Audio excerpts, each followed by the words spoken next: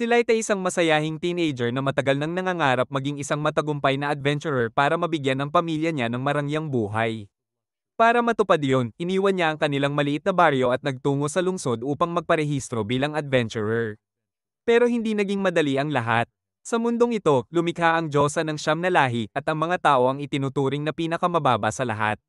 Dahil dito, madalas silang nakararanas ng diskriminasyon at naranasan agad iyon ni Light pagdating niya sa lungsod. Isang beastman adventurer ang bastos na sinigawan siya at pinaalis sa daan kahit hindi naman siya nakaharang. Wala siyang nagawa kundi humingi ng paumanhin. Pagdating niya sa guild, nagparehistro siya bilang adventurer. Ipinaliwanag ng receptionist na ang mga baguhan tulad niya ay nagsisimula sa F-rank. Tinanong siya nito kung may gift ba siyang pwedeng gamitin sa assessment. Agad na sinabi ni Light na mayroon siyang skill na tinatawag na Unlimited Gotcha kung saan maaari siyang mag-pull ng iba't ibang bagay. Dahil mahirap ipaliwanag, nagpa siya si Light na ipakita ito. Tinawag niya ang kanyang gotcha device at agad niya itong pinaandar. Lumabas ang isang fourth card at nang pakawalan niya ito, nagmaterialize ang isang tinidor sa mesa. Pero baluktot ito, kaya natarante si Light. Sinabi niyang kadalasan ay mas maayos ang lumalabas, kaya sinubukan pa niya ulit. Ngunit pareho lang ang resulta, isang bulok na mansanas at isang amags na tinapay. Doon nakumbinsi ang receptionist na wala talagang swerte si Light. Kaya nararapat lang daw siyang manatili sa F-rank. Tinanggap ito ni Light at nagtanong kung may trabaho ba siyang pwedeng kunin agad. Itinuro siya ng receptionist sa bulletin board kung saan nakapaskil ang mga madaling quest. Pagtingin pa lang niya, kinakabahan na siya. Napansin tuloy ng receptionist na hindi marunong magbasa si Light, isang karaniwang sitwasyon para sa mga tao dahil sa mababang literacy rate nila. Sinabi niyang pwede muna si Light sa mga simpleng gawain tulad ng pagbubuhat ng bato o pag-ipon ng kahoy kahit mababa ang bayad. Tinanggap ito ni Light at matapos ang isang araw ng matinding trabaho, nakaipon siya ng sapat para maka-open ng kwarto. Kailangan pa rin niyang umasa sa unlimited gotcha para sa pagkain pero sigurado siyang kaya niya. Hindi niya alam na may ibang plano sa kanya ang isang grupo ng beastmen. Sinasadya nilang hamarang sa daan para mabangga siya. Pagkabangga niya, agad na sumigaw ang leader nila, sinisisi si Light dahil nadumihan daw ang damit niya. Kinuha nila ang purse ni Light at nang pakiusapan niyang ibalik iyon dahil mawawalan siya ng matutuluyan, sinuntok siya ng Wolfman at sinabing dapat niyang bayaran ang laundry. Iniwan nila si Light na nakahandusay sa putikan at bawat taong dumaraan ay sinasabihang sa slums na lang siya matulog. Tulad ng ibang tao, nagsimula na siyang mawalan ng pag-asa. Hanggang biglang may umabot na kamay sa kanya. Hinawakan niya ito nang hindi nag-iisip at nang tumingin siya, nakita niyang isang magandang elf ang tumutulong sa kanya. Sa kanya lang naalala na putik ang kamay niya. Napasandal si Light habang humihingi ng paumanhin sa elf dahil nadumihan niya ang kamay nito pero sinabi ng elf na ayos lang yon. Tiniyak pa niyang hindi niya sasaktan si Light. Ngunit dahil sa taon-taong diskriminasyon at pangmamaliit na naranasan niya, mahirap para kay Light na maniwala agad. Para patunayan ang sinasabi niya, bigla na lang lumuhad ang elf at niyakap si Light. Hindi siya makapagsalita sa sobrang gulat. Kahit pa pinagtatawanan at minamaliit siya ng mga taong nagdaraan dahil sa pagyakap niya sa isang tao, tinulungan pa rin ng elf si Light para makatayo. Sa likod ng elf ay may grupo ng iba't ibang lahi at ipinakilala nila ang sarili nila bilang ang party na Concord of Tribes. Ipinaliwanag nila na binuo ang party na ito na may isang kinatawan mula sa bawat lahi na nilikha ng Diyosa at ang tanging kulang nila ay isang tao. Nagpakilala muna ang Beastman na si Garo, kasunod ang Elf Woman na si Sasha, na ipinakilala naman ang iba pa nilang kasamahan, si Drago na isang Dragonot, ang Demon na si Diablo, ang Oni na si Abero, ang Dark Elf, ang Dwarf na si Nano, at ang Centaur na si Santor. Sinabi ni Garo na matagal na nilang hinahanap ang isang tao para makumpleto ang kanilang party. Idinagdag naman ni Sean na binuo nila ang party upang wakasan ang racism at makagawa ng mundong patas para sa lahat ng lahi. Hindi makapaniwala si Light dahil napakaganda ng tunog ng lahat pero hindi niya kayang palampasin ang pagkakataon na makasama sa ganitong klaseng party. Kaya masaya niyang tinanggap ang alok at sumali sa Concord of Tribes. Makalipas ang ilang sandali, nagsimula na silang mag-adventure at si Light ang pinakamahinang miyembro ng grupo. Ilang beses siyang iniligtas mula sa mga halimaw ni Drago at Sasha na paulit-ulit na nagpapaalala na mag-ingat siya dahil isang tama lang ay pwede na siyang mamatay.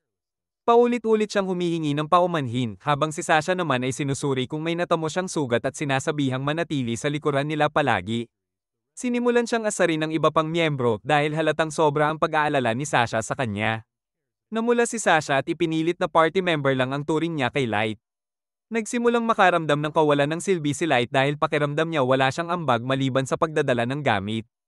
Ngunit sinabi ni Drago na masarap ang tsaa na ginagawa niya at sapat na iyon para sa kanya.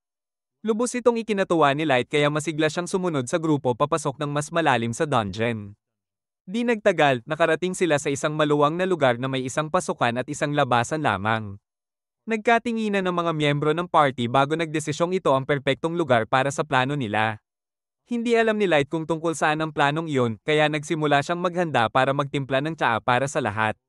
Lumapit sa kanya si Drago at sinabi sa kanya na tinatanggal na siya sa party. Hindi agad ito naintindihan ni Light at nagtanong kung ano ba ang nagawa niya para sipin siya. Sabi ni Garo, tinatanggal nila si Light dahil wala naman siyang silbi. Isa-isa siyang pinagsabihan at inalipusta, tinatawag na walang kwenta at tanga, at kahit si Sasha ay umarte na parang nandidiri sa kanya. Sinimulan nilang insultuhan si Light at pati ang buong lahi ng mga tao. Akala ni Light ay biro lang ang lahat pero sinagot siya na wala raw silang oras para magbiro sa isang walang kwentang taong gaya niya. Nagtanong si Light kung bakit ang bait nila noon kung ganoon pala ang tingin nila sa kanya. Sagot nila, umaarte lang sila. Ipinaliwanag ni Drago na napansin ng kanilang mga superiors ang gift ni Light na unlimited gacha at inakala nilang maaari siyang maging isang maestro. Dahil doon, iniutos sa Concord of Tribes na bantayan siya ng mabuti. Nang matiyak ng grupo na walang kwenta ang gift ni Light at hindi siya maaaring maging maestro, ibinigay na ang hudyat para tapusin siya. Si Sasha pa ang pinaka-nakahinga ng maluwag dahil kung sakaling maestro nga si Light, obligado siyang pakasalan ito. At ang ideyang iyon ay lubos na nagpapangilabot sa kanya. Hindi nga alam ni Light kung ano ba ang ibig sabihin ng salitang maestro. Pero sinabi ni Drago na nasabi na nila ang lahat ng kailangan at oras na para tapusin si Light bago pa may ibang adventurer na dumating. Si Garo ang unang kumilos, sabay labas ng kanyang metal claws na parang ginaya niya ang kay Wolverine at ginamit ito para hiwain ang mukha ni Light. Saka lang napagtanto ni Light na talagang mamatay siya rito at wala siyang paraan para makalabas sa sitwasyon. Sa sobrang takot, tumakbo siya ng mabilis hanggat kaya niya. Nagtawanan ng mga iyon, sinasabing hinding-hindi nila siya palalayain. Pinaulanan siya ng palaso ni Sasha at tinamaan ng binti niya, dahilan para bumagsak siya at mapasigaw. Ang mga elf na kasama ay nagsabing ang sigaw daw ng tao ay parang musika sa kanilang pandinig. Lumapit si Garo para pasigawin pa siya lalo at sinimulang saktan si Light. Ngunit pinatigil siya ni Drago. Kailangan daw nilang gawin itong mukhang atake ng halimaw. Sumunod si Garo at naghanda na para tuluyang patayin si Light, ngunit gumapang paalis si Light, desperadong kumakapit sa buhay. Biglang nagliwanag ang lupa sa ilalim niya at doon niya lang nakita na nasa gitna pala siya ng isang teleportation circle. Napansin din ito ni Drago at agad na inutusan si Garo na tapusin si Light. Ngunit bago pa man siya maabutan, yumandar ang teleportation circle at nawala si Light sa harap nila. Ngunit hindi ibig sabihin ay ligtas na siya. Kahit nakatakas siya mula sa pagtataksil ng kanyang party, dinala naman siya ng teleportation trap sa isang random na lugar sa dungeon. Alam niyang oras lang ang bibilangin bago may halimaw na makakita sa kanya at patayin siya. Habang nakahandusay, naalala niya ang kanyang pamilya at nagtanong sa sarili kung ano bang nagawa niya para traidorin ng ganoon. Naiisip niya kung gaano siya kabaitang tinrato ng party bago nila siya talikuran. Ngayon niya lubos na nauunawaan na palabas lang ang lahat, para lubos siyang magtiwala. Sa huli, ipinakita nila ang tunay nilang pagkatao. Nagalit siya ng todo, at ang silakbo ng galit niya ang nagsilbing rason para bumangon. Nangakong hindi siya mamamatay doon. Gag-antay siya. Sisirain niya ang mga traidor na iyon gamit ang sarili niyang mga kamay. Bago pa siya makapagsalita ng panibagong mura, nakarinig siya ng mababang ungol mula sa likuran. Paglingon niya, isang level 1000 na halimaw ang nakatitig sa kanya. Napatili siya sa takot dahil parang halimaw ito mula sa mga alamat at engkanto. Doon niya napagtanto na nadala siya sa pinakamababang palapag ng dungeon. Sa totoo lang, mas mataas pa ang tsansa niyang mabuhay sa piling ng Concord of Tribes kaysa sa harap ng halimaw na ito. Nagtatanong siya kung paano niya lalabanan ang ganoong klaseng nilalang nang bigla niyang maalala ang kanyang gift na unlimited gacha.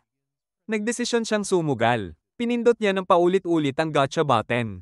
At bigla, ang ordinaryong gift niya ay nagbago sa isang bagay na hindi niya ma-imagine. Isang higanteng magic circle ang lumitaw sa ilalim niya at nagsimulang mag-transform ang gacha device. Hindi alam ni Light kung ano ang nangyayari, pero habang tumatalon papalapit ang halimaw, natapos ang gacha roll. Mula sa gacha roll, lumabas ang isang level 9099 maid-servant na agad tinuluyan ng halimaw sa isang iglap. Tapos na ang lahat bago pa makakilos o makakurap si Light. Pagkatapos, lumapit sa kanya ang maid na may malakas na aura. Lumuhod ito sa harapan niya at agad siyang pinagaling, sinasabing hindi niya kayang tiisin na masaktan ang makinis na balat ni Light kaya't pinagaling niya ito kahit hindi pa humihingi ng permiso. Hindi makapaniwala si Light na wala na siyang kahit anong sugat. Tinanong ng maid ang pangalan niya at nang ipakilala niya ang sarili bilang Light, labis itong natuwa. Nanumpa ito sa Maid's Code of Honor na pagsisilbihan siya hanggang kamatayan. Sinabi ni Light na ayos lang iyon pero dapat naman sanang ipakilala muna niya ang sarili niya. Ipinakilala ng dalaga ang sarili bilang Mai, the ever-seeking maid, at sinabi niyang nanggaling siya sa isang super ultra rare card mula sa unlimited gacha ni Light. Hindi makapaniwala si Light na isang level 9099 maid ang lalabas mula sa tingin niyang walang kwentang gift. Humingi ng permiso si Mai para gamitin ang kanyang appraisal skill sa gift ni Light upang mabasa ang tunay na detalye nito. Agad itong pinayagan ni Light at ginamit ni Mai ang kanyang sharing eye para makita na ang mga kakayahan ni Light ay tinatakpan ng isang napakalakas na concealment. Sabi niya, kahit sino na mas mababa sa kanyang level ay hindi iyon makikita. Ipinahayag ni Mai na ang unlimited gacha ni Light ay mas makapangyarihan kaysa sa inaakala niya. Malaki raw ang epekto ng mana density ng lokasyon sa kalidad ng card na lalabas. At nalaman ni Light na may rarity class pa na mas mataas kaysa sa super ultra rare ni Mai. Ipinaliwanag ni Mai na mababa ang mana density sa ibabaw ng mundo, ngunit sa kailaliman ng dungeon, punong-puno ang hangin ng mana, at dahil doon ay nagawa siyang eyeball ni Light. Pinuri pa ni Mai ang katapangan ni Light sa pagpunta sa pinakamalalim na bahagi ng dungeon para mailabas ang totoong potensyal ng kanyang gift. Pero sinabi ni Light na wala siyang ganoong tapang na hindi niya nga kayang makalapit sa dungeon ng mag-isa. Naluha siya habang ikinukwento kung paano siya ipinagkanulo ng kanyang party. Inireklamo niya kung paano sila nangako na lilikhain ang mundong walang diskriminasyon, pero niloko lang siya. Nangako siyang maghihiganti. Biglang niyakap siya ni Mai, sinasabing hindi niya man lubos na nauunawaan ang pinagdaanan ni Light, gagawin niya ang anumang gustuhin nito, at ang pagdurog sa mga traidor ay hindi magiging mahirap para sa kanya. Pero sinabi ni Light na hindi niya iyon pwedeng gawin. Hindi dahil mabait siya, kundi dahil gusto niyang personal na maghiganti. Hindi lang iyon posible sa ngayon dahil sobrang hina pa niya. Nangako siyang pagpapahirapan niya ang lahat ng traidor bago niya sila patayin. Muling lumuhad si Mai at sinabing kung gusto niyang lumakas para makapaghiganti, tutulong siya. Naniniwala raw siya sa potensyal ni Light at ang nagawa lang ni Light ay magpasalamat. Ngunit hindi na kontento si Light na may isa lang na overpowered na kasama. Nagpasya siyang sulitin pa ang mataas na mana density ng dungeon. Ginamit niya ulit ang unlimited gacha at nagsummon ng mas marami pang high-class maids upang makabuo ng isang kaharian na magsisilbing base ng kanyang dakilang paghihiganti. Lumipas ang 3 taon mula sa araw na iyon at ngayon, pinamumunuan ni Light ang daan-daang maid sa loob ng palasyong itinayo niya para sa sarili. Laging nasa tabi niya si Mai, tapat sa pangako niyang pagsisilbi mula noong unang araw. At mukhang lahat ng maid ay lubos na naaakit sa kanya habang masiglang bumabati at sumusuporta sa kanya, masaya silang napapansin niya. Habang paulit-ulit na pinaalalahanan ni Mai ang lahat na kumilos ng maayos, lumabas si Light mula sa kastilyo at naglakad papunta sa lokal na pamilihan. Pagdating niya roon, agad siyang nakilala ng mga tao. Isang tindero ang tumawag sa kanya at niyaya siyang mag-almusal. Habang ang iba ay nagkwento tungkol sa kakulangan ng mga pagkaing merienda sa buong bansa. Nangako si Light na aayusin niya agad ang problema, ngunit sinabi ni Mai na huwag niya nang intindihin ang ganoong kaliit na gawain dahil siya na ang bahala mag-ayos ng mga isyu sa logistics sa lalong madaling panahon. Doon napagtanto ni Light na kailangan niyang bumuo ng bagong sistema dahil sobrang lumaki ang populasyon nitong lugar sa nakalipas na 3 taon. Tinanong niya si Mai kung nasaan ang iba pa niyang legendary summons. Sagot ni Mai, abala si Yuki, ang Beast Tamer, sa paggawa ng mga mapa sa paligid ng dungeon at pag-scout ng kagubatan para tiyaking ligtas ang lahat. Napaisip si Light sa dami ng halimaw sa kagubatan pero alam niyang hindi iyon magiging problema para kay Yuki. Nagpatuloy si Mai at sinabing abala naman si Ellie, ang mage, sa paggawa ng espesyal na mahika na kailangan para sa malawakang plano ni Light.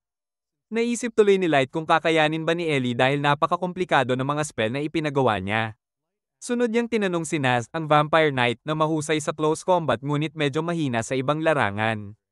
Ayon kay Mai, binigyan niya si Naz ng tungkuling magpatrol sa paligid ng kastilyo upang hindi ito makaloko at malayo sa gulo.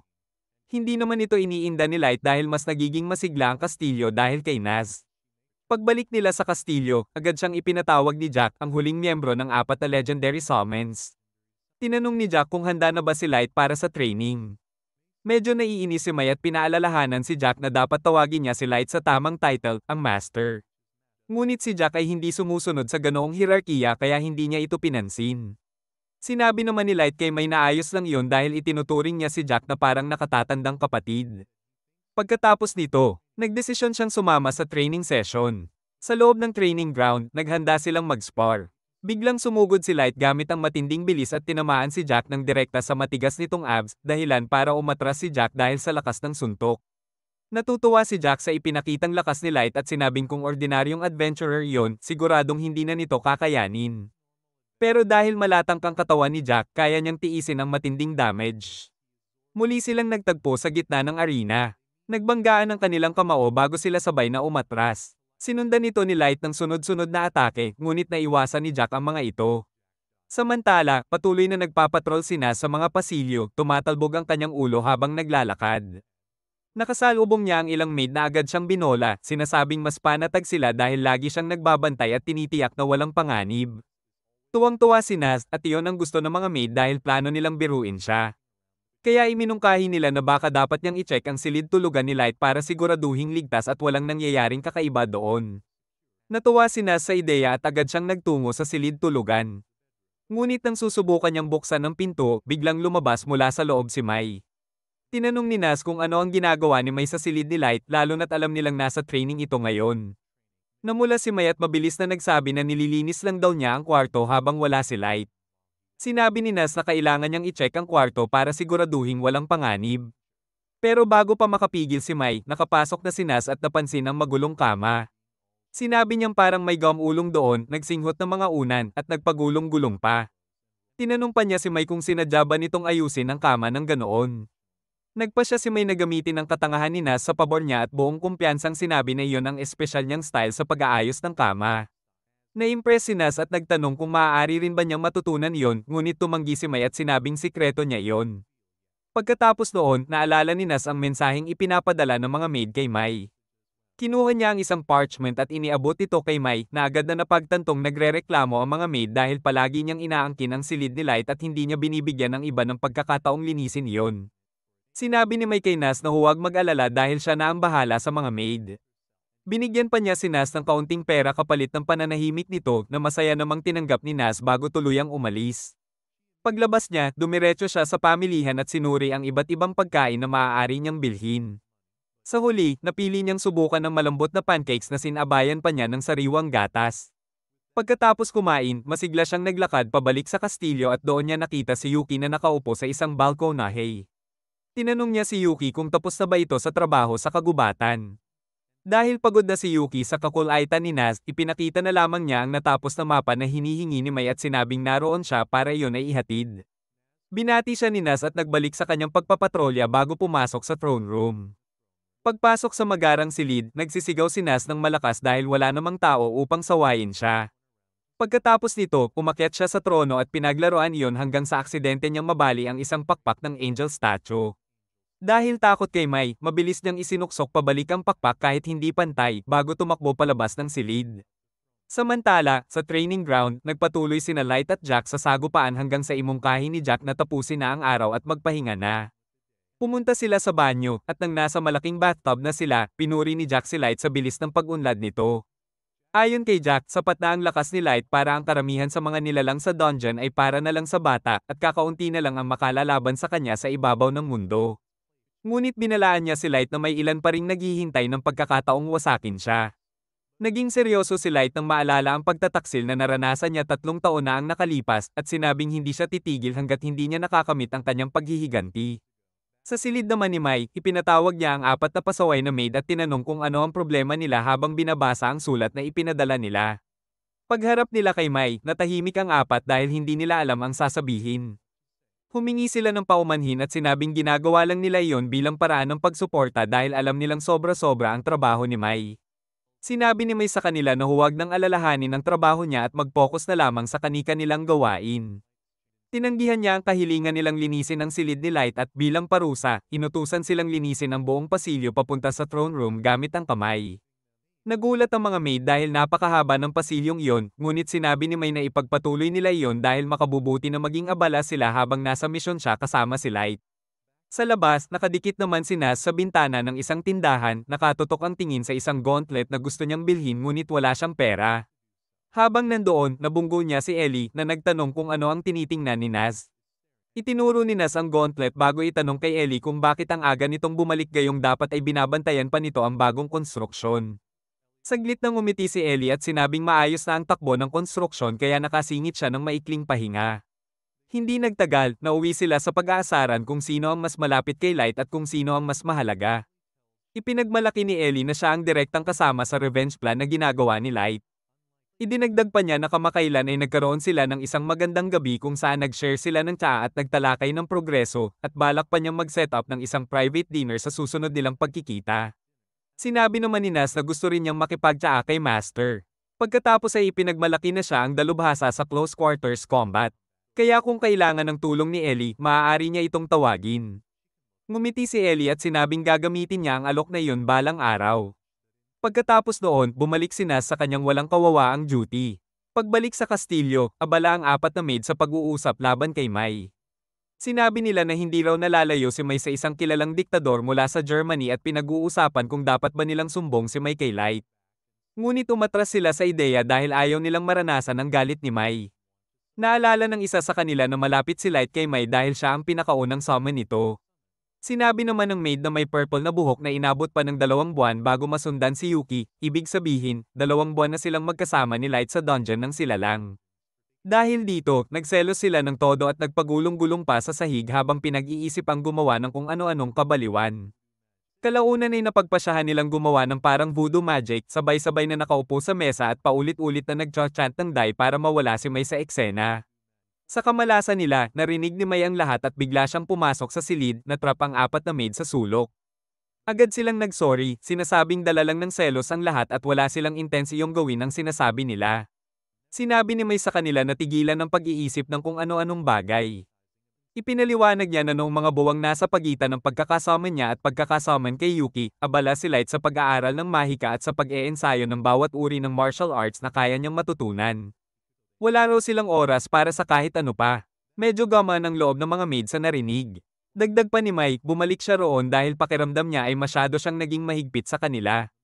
Ngunit matapos marinig ang ginawa nilang voodoo, napagtanto niyang hindi pala, kaya inutusan niya silang linisin ang throne room din. Dahil halata namang marami silang oras para sa mga kalokohan, wala nang nagawa ang apat kundi sundin ang utos at linisin ang buong throne room. Nagpasya ang mga maid na manahimik na lamang upang hindi na madagdagan pa ang gulo. Ngunit habang pinupunasan nila ang trono, aksidenteng nabangga ng berdeng buhok na maid ang piraso ng angel wing na dati nang nabasag ni Naz.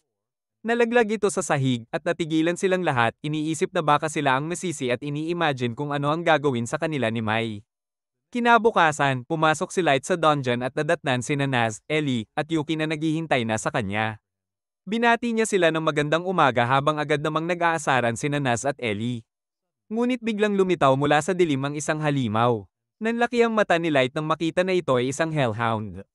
Alam niyang mas malakas na siya ngayon kaysa dati, pero ang trauma mula sa araw na iyon ay nananatili. Parang nanunuyo ang dugo niya tuwing nakikita niya ang nilalang na iyon. Ang party niya, gayunpaman, ay walang bakas ng takot. Sa halip ay nagngangalit sila sa galit dahil nakita nilang nagulat at nabahala si Light. Handa na si Naz na tadteren ang hellhound. Si Ellie naman ay agad nagtanong kung maaari ba niyang lipulin ang buong species ng hellhound mula sa mundo. At iniisip ni Yuki kung may paraan para mahanap ang mismong impyerno at itapon ang halimaw sa pinakamalalim na hukay doon. Dahil sa presensya nila, nagsimulang manginig ang hellhound at umatras na pagtatanto kung gaano kalaki ang lamang ng grupo ni Light. Ngunit pinakalma sila ni Light habang unti-unti niyang binabawi ang sarili. Lumapit siya sa hellhound at marahang tinapak ito. Alam niyang kahit biruin niya ito, susundin ng kanyang mga legendary summons ang utos at talagang buburahin ang buong lahi ng hellhound kung kailangan.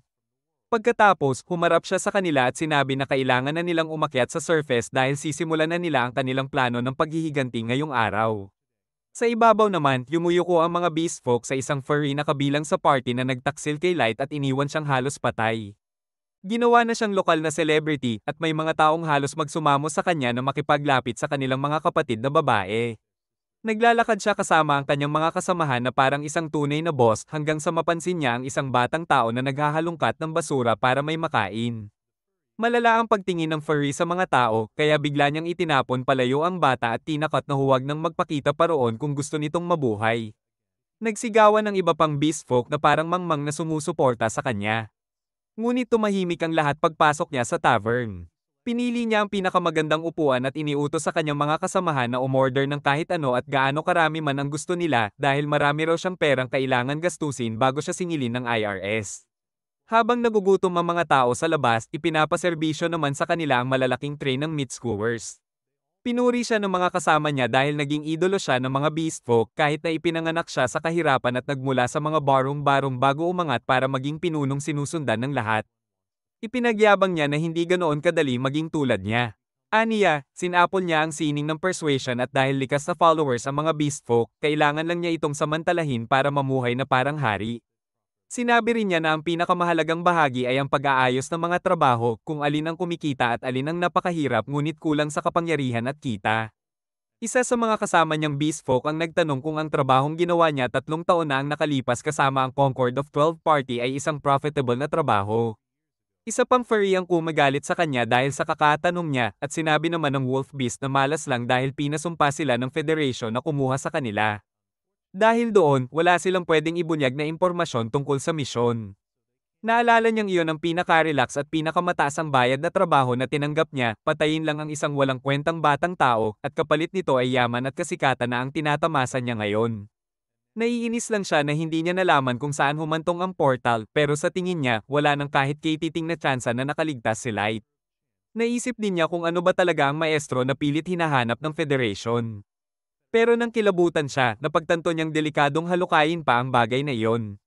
Natigil ang pag-iisip niya nang may magandang dalagang lumapit si May Palayon at nagtanong kung maaari ba silang mag-usap.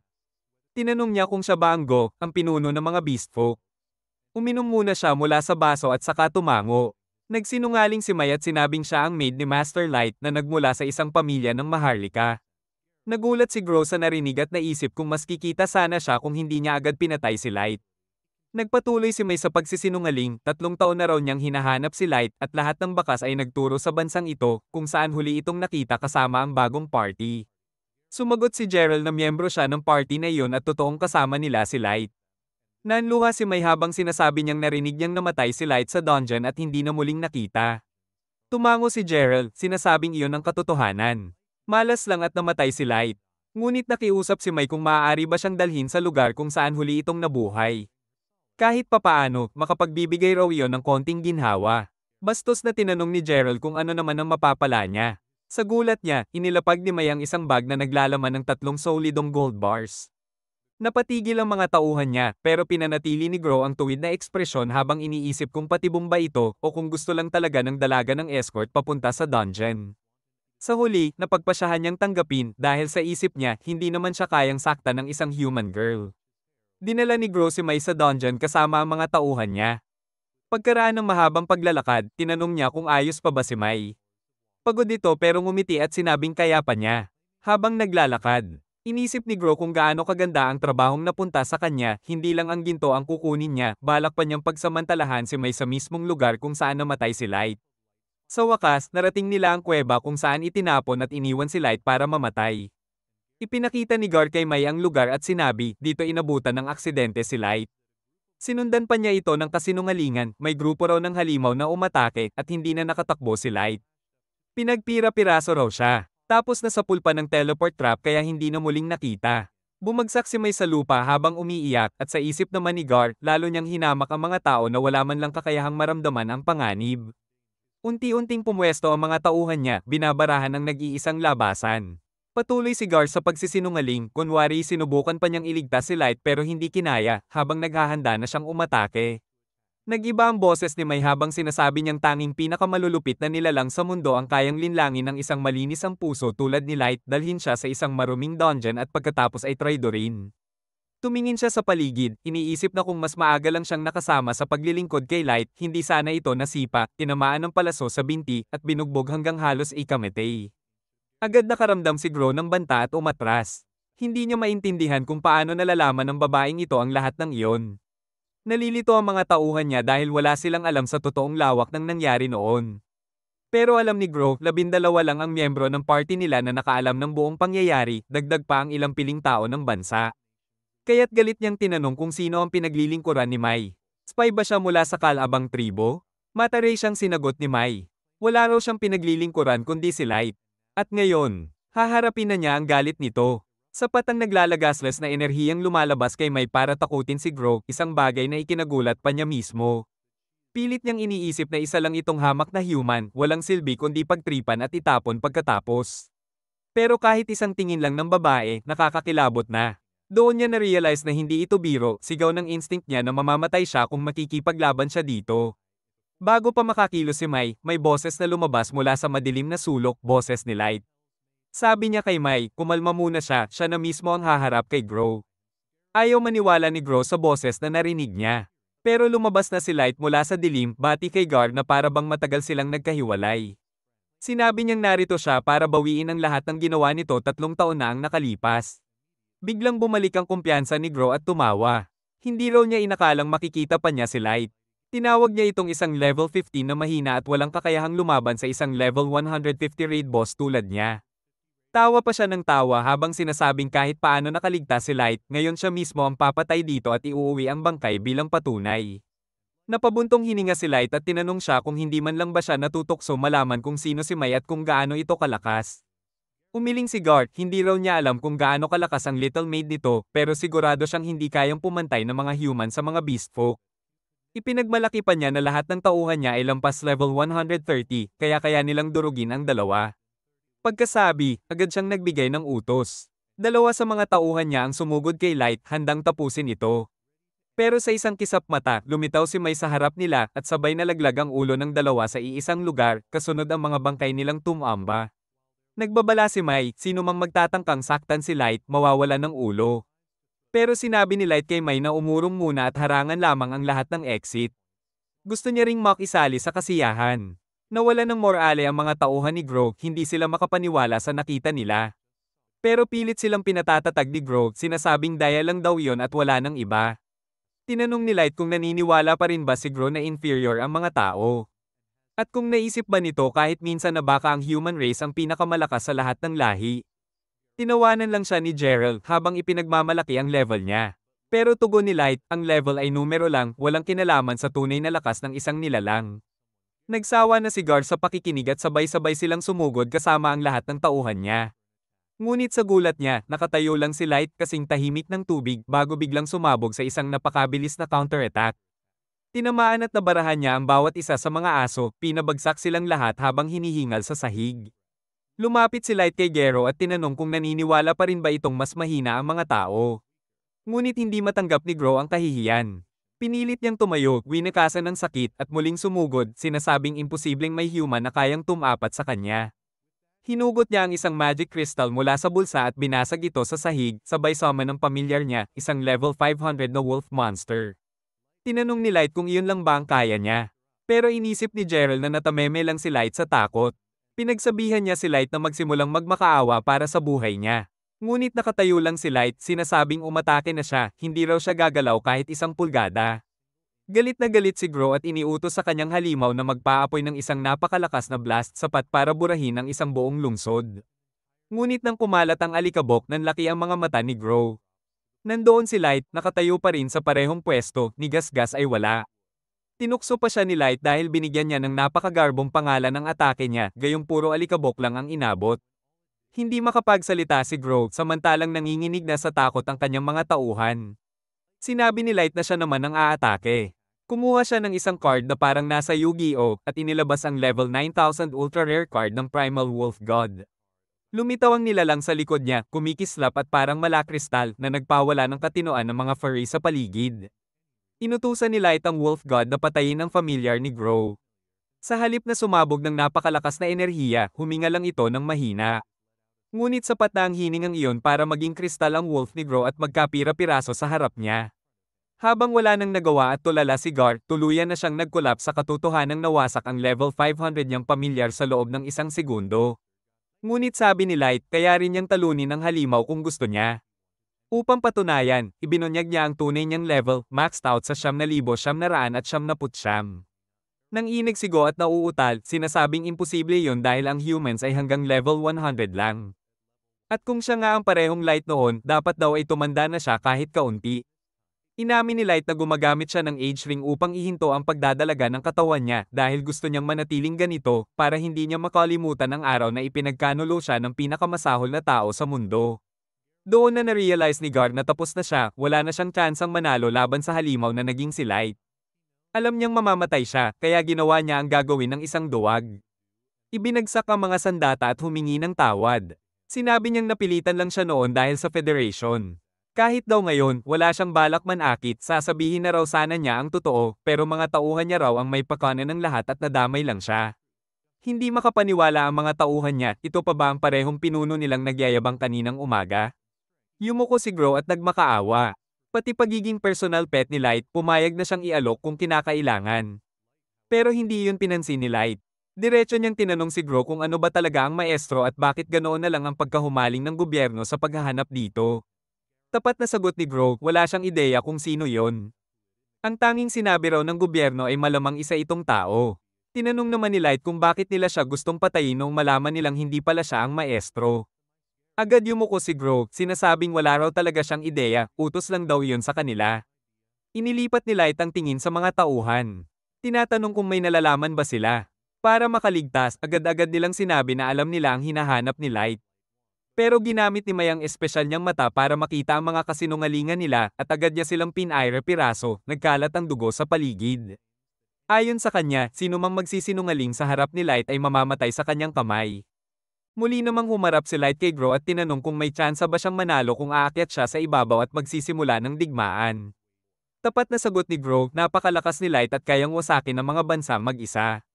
Pero kapag nagsanib puwersa ang mga bansa at ginamit ang mga sandatang kanilang kinukolekta, baka mahirapan siya dahil isa lang siya, kasama ang kanyang maid. Ngumiti si Light, sinasabing may ipapakita siya. Gumamit siya ng teleportation magic at dinala sila sa sarili niyang throne room. Tuluyang nabaliw si Gar sa nakita, isang hukbong inipon ni Light kung saan ang pinakamahinang pawn ay level 1,500, may apat na level 9,099 na maid, at hindi mabilang na nilalang mula level 6,000 hanggang 9,000. Hindi makapagsalita si Gero, at tumulo ang luha niya habang na-realize niyang kayang burahin ni Light ang buong planeta sa isang iglap na halos ginagawa nitong isang Diyos si Light. Naisip niya kung ano ang mangyayari kapag nagsimula na ang war. Lumipas ang ilang buwan bago muling lumabas si Light mula sa kailaliman ng dungeon kasama ang kanyang party. Nagpunta siya sa dati niyang baryo upang ipakita sa pamilya niya na kayanan niyang protektahan sila habang buhay. Ngunit pagdating niya roon, ang kagalakang baon niya ay napalitan ng pagkabigla at hilakbot nang makita ang wasak na kalagayan ng buong baryo. Mabilis siyang tumakbo papunta roon, hindi makapaniwala sa nakikita, at natambas sa lupa na halos mawalan ng pag-asa. Pinakalma siya ni May at ng iba pa, sabay pangakong ipaghihiganti nila ang sinumang gumawa nito. Ang tanging kaunting pag-asa na natira ay nang matapos nilang saliksikin ang buong baryo. Hindi nila nakita ang bangkay ng pamilya ni Light sa mga natagpuang patay. Dahil dito, kumapit pa rin siya sa pag-asang nakatakas ang pamilya niya at maaaring nagtatago pa sa bansa. Lumipas ang ilang linggo mula nang mangyari iyon. Nagpasya si Light na balikan muli ang winasak na baryo. Gusto niyang suriin ang lahat ng may malinaw na isip dahil noong una, sobrang wasak siya mentally kaya baka may mga detalye siyang hindi napansin, mga palatandaang makakapagbigay ng sagot tungkol sa nangyari sa pamilya niya. Sa pagbalik niya ngayon, sinamahan siya ng isang naka-armorsong knight na nagngangalang Gold at isang assassin na may makukulay na buhok na tinatawag na ang tanawin ng nayon ay muli siyang pinupuno ng matinding takot. Ngunit nanatili siyang kalmado at kasama ang kanyang mga kasama, gumawa sila ng maraming libingan para sa mga namatay na villager. Naglagay siya ng mga bulaklak sa mga libingan habang napagtatanto na siguradong gawa ito ng isang party ng mga adventurer mula sa ibang lahi. Habang siya ay malalim sa pag-iisip, nagsimulang magreklamo si Gold na kailangan na nilang umalis kaagad dahil kung hindi, mapipilitan silang matulog sa gitna ng kalikasan ngayong gabi. Nagalit si Nem sa kanya, sinasabing nagluluksa si Light at dapat nilang ibigay sa kanya ang lahat ng oras na kailangan niya. Sinabi ni Gold kay Nem na handa siyang pumunta sa tugatog ng nagyayelong kabundukan at sa pinakamalalim na impyerno para kay Light. Ngunit alam din niya na kailangan nilang makahanap ng ligtas at komportableng lugar na matutuluyan lalo na sa kalagayan ni Light. Hindi makasagot si Nem at ang maliit na pagtatalong iyon ay tila nagpaga ng mood ni Light. Ngumiti siya at tumayo, sinasabing mag-relax lang sila dahil ayos lang ang pakiramdam niya. Sinabi niyang makakahanap din sila ng matutuluyan ngunit dapat muna silang mang-alap pa ng impormasyon. Alam na nila na sapat ang kanilang puwersa para kalabanin ang buong mundo, ngunit iniisip pa rin ni Light na dapat silang maglakad ng may pag-iingat at hindi maging masyadong sabik na magsimula ng malawakang digmaan. Sang-ayon si Gold, sinasabing dapat mong kilalanin ang iyong kaaway tulad ng pagkilala mo sa iyong sarili kung gusto mong manalo sa digmaan ng walang kapalpakan. Sumang-ayon si Light, sinasabing dapat nilang tukuyin ang lakas ng iba't ibang bansa. Kasabay nito, iniisip niya na maaaring may kinalaman ng pag-atake sa kanyang nayon sa posibilidad na siya ay isang potensyal na maestro. Ang katotohanan na ang lihim na samahan, na minsang nagtakda ng hatol na kamatayan sa kanya, ay kayang pumatay ng lahat sa kanyang nayon ay nagpaalab sa kanyang galit. At nangako siyang susunugin ang buong mundo para lang mabunot ang lahat ng kasamaan. Nagulat si Nem sa aurang nagmumula kay Light. Ngunit pinakalma siya ni Gold, sinasabing kailangan niyang kontrolin ang kanyang galit habang nasa lungsod sila dahil ayaw pa nilang magsimula ng massacre. Napabalik si Light sa katinoan at kumalma bago inilabas ang isang pangit at matalas itsurang maskara. Habang naghahanda silang pumasok sa lungsod, nagsimula silang lumipad patungo sa lungsod ng Doggas. Sa daan, tinanong ni Nem si Light tungkol sa kanilang gagawin pagdating doon. Sinabi ni Light na kailangan nilang manatiling mababa ang profile para hindi maghinala ang Concord of 12 at kailangan nilang magparehistro sa Adventurers Guild. Kapag nakarehistro na, itataas nila ang rango ng kanilang party hanggat maaari dahil mas mataas na rango ay mas maraming impormasyon mula sa mga taong mangangailangan ng tulong nila o mga taong gustong makuha ang kanilang pabor at proteksyon. Sumang-ayon si Gold. Sinasabing napakaganda ng plano, ngunit tinanong kung dapat na ba silang maglakad mula roon dahil kung magpapatuloy silang lumipad, kapansin-pansin sila kagad. Sumang-ayon si Light at bumalik sila sa lupa para maglakad. Habang naglalakad sa kagubatan, narinig nila ang mga sigaw mula sa unahan at napagtanto na isang grupo ng mga duwende ang pumulupot sa isang lalaki at sa kanyang anak na babae, handang nakawan ang mga ito. Napansin ng mga duwende ang makinang nabaluti ni Gold at inutusan silang lumabas. Sa puntong iyon, ibinigay na ni Light sa kanyang mga lingkod ang utos upang harapin ang mga duwendeng iyon. Madaling nilipol ni Nem ang mga duwende na ngayon ay nakagapo at nanggigilala sa gitna ng kagubatan. Bilang pasasalamat, inalok sila ng lalaki ng sakay papunta sa lungsod ng Doges. Tuwang-tuwa ang bata dahil ngayon lang siya nakarinig ng tao na nakatalo ng isang duwende sa laban at sumang-ayon ang lalaki na napakabihirang makakita ng ganoong kalalakas na tao. Tinanong niya si Light kung kilalang party ba sila ng mga adventurer, ngunit tapat na sinabi ni Light na hindi pa nga sila rehistrado, bagay na nagpagulat sa lalaki. Gayunpaman, sinabi nito kay Light na tama ang lugar na napuntahan niya kung nais niyang magsimula ng bagong party. Dahil ang lungsod ng Doges ay nasa hangganan ng kaharian ng mga duwende na konektado rin sa kaharian ng tao at ng mga elfo, nagre-resulta ito sa malawak na uri ng mga dungeon at adventurer. Marami ring alitan dahil dito, ngunit kapalit ay napakaraming kalakalan. Sikat din ito sa mga tao, ngunit dahil kadalasan silang nakararanas ng diskriminasyon, nagpapatakbo ang lalaki ng isang inn kung saan pantay ang pagtrato sa lahat ng lahi. Pagdating sa tarangkahan ng lungsod, bumaba sina Light at ang grupo at nagpasalamat sa lalaki. Na nagsabi sa kanilang tawagin siyang Colonel at inimbitahan sila sa kanyang inn kung doon sila magpapalipas ng gabi. Pagpasok nila sa lungsod, pinagmamasdan nila ang napakabuhay na tanawin, mga tindahan sa bawat sulok na nagbebenta ng sandata at baluti, at mga pandayang nagbibigay liwanag sa mga kalsada habang abala ang mga duwende sa paggawa ng espada at kalasag. Matapos namin ang ganda ng lungsod, nagtungo sila sa Adventurers Guild na may malaking bulwagang puno ng mga tao at mga grupo na nakatayo sa harap ng mga quest board. Napansin ni Light na marami ring adventurer na tao roon, ngunit umiiral pa rin ang diskriminasyon dahil kusang nagbibigay daan ang mga tao sa mga adventurer na mula sa ibang lahi. Hindi muna yun pinansin ni Light at dumiretso sila sa registration desk kung saan ibinigay sa kanila ang rango. Nagalit si Nem, sinasabing ayusin ng babae ang ugali nito kung ayaw niyang may mag-ayos nito para sa kanya. Sinabi pa niyang dapat tingnan muli ang rango dahil napakalakas ni Light at nararapat na S-rank man lang. Hindi kumbinsido ang receptionist at walang pakialam na sinabihan si Nem na lumayo ang mabahong tao at tanggapin ang ranggong ibinigay. Bago pa makapagsalita si Nem, pinigilan siya ni Light at humingi ng paumanhin sa receptionist. Tinanggap niya ang ranggo ng mahinahon at lumabas. Sa labas, humingi ng tawad si Nem kay Light dahil sa pagkasira ng sitwasyon, ngunit pinakalma siya ni Light at dinala ang grupo sa inn ni Colonel. Masaya si Colonel na makita silang muli at tinanong kung ano ang maitutulong niya. Sinabi ni Light na mayroon siyang kakaibang kahilingan, nais niyang rentahan ang buong itaas na palapag ng inn ng isang buwang buo, at sa panahong iyon ay wala dapat sino man ang papasok doon maliban sa kanya at sa kanyang grupo, pati na ang mga staff ng inn. Humingi siya ng paumanhin kung magdudulot iyon ng abala, ngunit iginiit niyang mahalaga ito. Pagkatapos ay inilabas niya ang isang supot na puno ng gintong barya at iniabot bilang bayad. Tumanggi si Colonel, sinasabing hindi niya matatanggap ang pera mula sa taong nagligtas ng kanyang buhay. Ngunit nagpumilit si Light, kaya sa huli napilitan ding tanggapin ni Colonel ang bayad. Pag-akyat nila sa itaas na palapag, gumamit si Light ng iba't ibang mahiwagang harang upang matiyak na protektado sila mula sa mga mapanuksong mata. Inalis niya ang kanyang maskara at kapa, at habang nagpapahinga ay muling sinabi ni Nem kay Light na sana'y hindi na ito sumama. Ayon kay Nem, sapat na sana siya at si Gold upang mangalap ng lahat ng impormasyong kailangan, dahil kahit gaano pa kalakas si Light, hindi sila dapat magkulang sa pag-iingat. Mabigat ang dating nito kay Light. Tumayo siya at tinanong si Nem kung ibig ba nitong hadlangan ang kanyang paghihiganti at pigilan siyang bigyan ng hustisya ang mga Somaires sa kanyang pamilya at nayon. Muling bumalik sa kanya ang nakakakilabot na aura ng kamatayan at pagkawasak, kaya natakot si Nem at agad na nagpaluhod habang humihingi ng tawad, sinasabing hindi niya kailanman intense yung insultuhan si Light. Kumalma si Light at humingi rin ng paumanhin kay Nem, alam niyang ang hangad lang nito ay ang kaligtasan niya. Kinabukasan, naghanda na sila upang pumasok sa mga dungeon.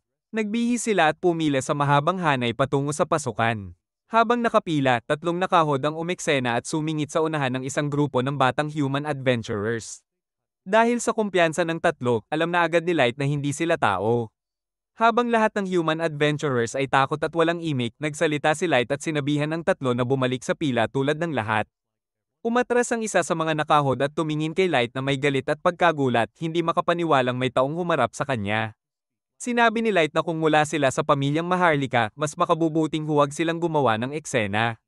Nagngingit-ngit na ang lalaki at handa ng humugat ng sandata. Ngunit pinigilan siya ng kasama niya kaya umatras sila. Habang umaalis, binigyan pa rin nila ng babala si Light na hindi pa tapos ang usapan. Nagsigawan sa tuwa ang mga tao, sinasabing hinding-hindi nila kayang sumagot ng ganoon sa ibang lahi. Ang mga batang adventurer sa unahan ay nagtanong kung bakit wala silang dalang mga gamit. Para sa kanila, malaki ang dungeon at tumatagal ng ilang araw bago malinis, kaya karaniwang nagdadala ng mga kagamitan para sa pagtulog. Pagpasok nila sa dungeon, napadpad sila sa isang mundong pa ng kakaibang nilalang at halimaw. Nang masiguro ni Light na walang ibang nakakakita, gumamit siya ng concealment magic at pagkatapos ay flight magic upang makalipad sila sa loob ng dungeon nang hindi napapansin. Samantala, sa kalagitnaan ng gubat, inalis ng nakahod na lalaki ang kanyang balabal. Galit na galit pa rin dahil nilate daw siya ng isang simpleng tao. Hinugot niya ang malaking espada mula sa likod at sumigaw na ang pangalan niya ay Kaido, ang pinakabatang elf na nakapasok sa hanay ng mga elite white knights, at taglay niya ang dugo ng kanyang Panginoon. Sa galit ay pinagpapatay niya ang mga orc, sinusundot ang kanilang mga ulo, habang sinasabihan siya ng dark elf na siya na kumalma. Hindi pa rin mapigil ang galit ni Kaido. Naiinis siya dahil hindi niya mapataas ang kanyang antas na tila nakakap sa 1500. Sinabi niya na ang karaniwang elf ay hanggang level 700 lamang, ngunit hindi iyon sapat kay Kaido. Ipinangako niyang lalampasan niya ang limitasyong iyon anuman ang mangyari. Sa ikatlong palapag, nalinis na rin ni Light at ng kanyang grupo ang buong floor at nagpasya silang tapusin ang araw. Kinuha nila ang lahat ng magic gems bilang patunay na nalampasan nila ang antas. Pagkatapos makumpleto ang lahat, nagdesisyon silang bumalik sa ibabaw. Habang naglalakad pabalik, pinagmasdan nila ang kagandahan ng dungeon na kung wala silang kakayahang lumipad, siguradong aabutin sila ng napakatagal bago makalipat-lipat ng palapag. Pero dahil sa kanilang kasanayan, nakakaya nilang linisin ang maraming floor sa loob lamang ng isang araw. Habang papalabas na sila, napansin nila ang grupo ng batang adventurers na nakikipaglaban sa mga goblin. Pinanood muna ito ni Light at napansin niyang mahusay ang teamwork nila kaya nolipol nila ang mga kalaban. Ngunit biglang bumaba si Light at pinatay ang isang bush snake na palihim na sumusulpot sa likuran ng batang mage. Sinabihan niya ang mga kabataang adventurer na huwag masyadong tutok sa kalabang nasa harap lamang, dapat ay lagi rin silang alerto sa paligid. Nagpasalamat ang mga ito sa kanya. Biglang may ilang mga lobo na lumitaw mula sa gubat. Natakot ang mga adventurer at gusto nang tumakbo, pero laking gulat nilang hindi sila inatake, dumaan lang ang mga lobo at mabilis na tumakas. Lahat ng kanilang tanong ay agad na sagot nang mula sa kagubatan ay lumabas ang isang dambuhalang mantes, handang wasakin ang kahit anong madaanan nito. At si Light lamang ang nakaharang sa pagitan ng halimaw at ng kabataang adventurers. Nanginig ang mga tuhod ng mga baguhan habang nakatitig sa napakalaking mantis. Hindi malaman kung paano sila makakaligtas. Pinilit ng pinuno ng grupo na magmukhang matatag, pero halata sa boses niyang nanginginig habang sinasabi kay Maya, ang pink-haired mage, na gumamit ito ng fireball upang subukang ilihis ang atensyon ng halimaw. Tapos hinarap niya si Light at nakiusap na tumulong dahil tanging pagtutulungan lamang ang paraan para mabuhay sila. Ayon sa bata, kailangang paraanin nila ang mantis at pabagsakin ito kahit sandali upang makatakbo sila palayo. Naguluhan si Light at nagtanong kung ayaw ba nilang i-hunt ang halimaw. Nabigla ang bata at halos mapasigaw, syempre raw hindi nila gustong i-hunt ang mantis dahil sila ang hinahabol nito. Tinanong ni Light kung ayos lang bang siya ang pumatay sa halimaw at kunin ang lot. Hindi makapaniwala ang bata at sinabing nababaliw na yata si Light, masyadong malakas ang halimaw at dapat silang tumakbo kaagad at ipagbigay alam sa guild upang maisara ang dungeon. Ngunit ngumiti lang si Light at sinabing huwag mag-alala at umurong na sila. Tumingin siya kina Gold at Nem na kapwa sabik ng makagalaw. Sabi ni Nem, tamang pampainit ito dahil malamang nasa level 500 pataas ang mantis. Nag-uumpisa pa lang silang magdesisyon kung sino ang unang lalaban nang biglang nandaya si Gold, tumakbo siya ng solo papunta sa halimaw. Kumayad ang mantis at inatake siya gamit ang matatalim nitong blades, ngunit nasalag iyon ni Gold gamit ang kanyang espada at naiparada niyang lahat ng sunod-sunod na tira ng halimaw. Dahil dito, lalo itong nagngit-ngit at ibinagsak ang mga blade sa lupa, pero tumalon si Gold palayo at nakaiwas. Ipinagmamalaki niyang tinanggap ng halimaw ang buong lakas ng mga atake niya, pero ni Gasgas ay wala ito. Ibig sabihin, sobrang tibay ng mga gilid ng katawan nito. Tinukso siya ni Nem, sinasabing mahina lang si Gold at puro palusot. Nagpa siya si Light na siya naman ang susubok. Inilabas niya ang Fire Arrow card, lumitaw ang isang magic circle at bumulusok ang napakalakas na pagsabog ng apoy papunta sa mantis. Sa gulat nila, naipalik ng halimaw ang atake, kaya umatras ang grupo ni Light para maiwasan ang sumabog na apoy. Halos hindi makapaniwala ang mga batang adventurer. Hindi pa sila nakakakita ng isang player na lampas level 100 lalo na't gumagamit ng ganitong antas ng mahika sa harap nila. Mabilis na lumingon ang leader nilang lalaki kay Maya. Sinasabing mag-cast ito ng explosion spell para makatulong. Pero sinigawan siya ni Maya, sinasabing dehado sila. Ginamit lang ni Light ang isang napakataas na combat class magic at ginawa niya ito ng walang spell casting o incantation. Hindi pa siya nakakakita ng kahit sino man na may ganitong kakayahan. Sinabi ng lalaki na hindi niya masyadong naiintindihan ang bigat ng sinabi ni Maya, pero ang alam niya lang ay kailangan nilang tumulong sa grupo ni Light. Narinig iyon ni Gold at tumawa. Sinabihan niya ang mga bagitong adventurer na umurong muna at manood dahil kailangan muna nilang matuto. Kung makikisali sila ngayon, buhay nila ang nakataya ng walang dahilan. Nangako si Gold na tuturuan niya silang lumaban tulad ng isang knight, paano dumpensa gamit ang shield at sabay umatake gamit ang espada. Habang nakatalikod si Gold sa mantis at nakikipag-usap sa mga bata, sinubukan ng halimaw na samantalahin ang pagkakataon at biglang umatake. Nanlaki ang mga mata ng mga bata, hindi sila nakapagbabala. Pero hindi na kailangan ni Gold ng tulong. Iwinaksi niya ang atake gamit ang shield ng napakatumpak at agad na nabasag ang side ng mantis. Napasigaw ang halimaw habang dumadanak ang dugo mula sa katawan nito. Ipinaliwanag ni Gold na ang isang tamang counter-attack gamit ang shield ay madalas mas malakas pa kaysa sa mismong pag-atake gamit ang espada. Pagkasabi nito, mabilis siyang umikot at inabutan ng mantis ng hindi handa, saka tinaga ang isa nitong paa at naputol ito ng malinis. Napamulagat ang mga bata sa ipinakitang lakas. Nagpa siya ring magpakita ng galing si Light. Muli niyang ginamit ang fire arrow na tulad kanina ay inalumparang palayo ng mantis. Pero laking gulat nito nang kontrolado pala ni Light ang direksyon ng projectile. Pinaiwas niya ito at pinaikot saka pinatama mula sa likuran ng mantis. Sunod-sunod niyang pinaulanan ng fire blast ang halimaw mula sa iba't ibang direksyon. Tinatamaan ito sa lahat ng anggulo at pinupuno ng apoy ang paligid. Ganap na nalito at nataboy ang mantis. Hindi makapaniwala si Maya. Hindi pa siya nakakakita ng adventurer na kayang kontrolin ang projectile ng sariling mahika ng ganoon ka-eksakto. Sa wakas, napuruhan ni Light ang mantis at pinasabog ang isang bahagi ng katawan nito gamit ang tumpak na fire arrow. Napagtanto ng halimaw na hindi nito kayang manalo laban sa mga adventurer na ito, kaya tinangka nitong tumakas gamit ang natitira pa nitong mga paa. Napansin ni Light na mas matalino ang halimaw kaysa inaasahan niya. Pero wala na itong matatakbuhan. Inilabas ni Light ang firewall card. Sa isang iglap, sumulpot ang isang napakalaking pader ng nag-aalab na apoy, tinatakpan ng daan ng pagtakas at pinilit ang mantis na muling humarap sa kanila. Muling napatras si Maya sa gulat nang ma-realize niyang gumamit na naman si Light ng isang tactical class magic nang walang kahit anong incantation o spell. Hindi ito normal, halos imposible. Lumapit sina Light at ang grupo niya sa Mantes handang tapusin ito. Pero may isa pang lihim na alas ang halimaw. Kumalat ang mga pakpak nito at bigla itong lumipad. Napansin ni Light na may tsansa itong makatakas kaya ipinasa na niya kay Nem ang pagtatapos. Agad tumalon si Nem sa ere, hinugot ang dalawang dagger, at tinapos ang halimaw sa isang napakabilis at napakagandang atake, winasak ito ng buo. Bumaba siya sa lupa na mukhang satisfied pero agad siyang sinita ni Gold. Sinabi nitong sinira niya lahat ng kapaki-pakinabang na bahagi na sana ay naibenta dahil gusto lang niyang magpakitang gilas. Napatigil si Nem, na-realize ang pagkakamali at nagsorry kay Light. Samantala, nakatayo lang ang mga batang adventurer, hindi makapagsalita. Tatlong adventurer lang ang tumalo sa isang level 500 Mantes at hindi pa rin nila maisip kung sino talaga ang mga taong ito. Sinabi ni Light kay Nem na huwag na siyang mag-alala, marami pa silang mamaw monster sa daraanan. Pero isa sa mga batang adventurer ang nakakuha ng magic gem, ang core ng halimaw at pinakamahalagang loot. Biglang gumanda ang mood ni Nem, maaari na silang mag-rank up gamit ito. Lumapit ang leader ng mga batang adventurer kay Light at tinanong kung sikat ba silang adventurer party at kung B rank, A rank, o S rank ba sila. Kalma lang na sumagot si Light, bago pa lang sila, at F rank sila ngayon. Napatulala ang mga kabataan dahil mas mataas pa nga ang rank nila kaysa kina Light. Gumawa si Maya ng water ball at inalok ito kina Light para makapaglinis sila.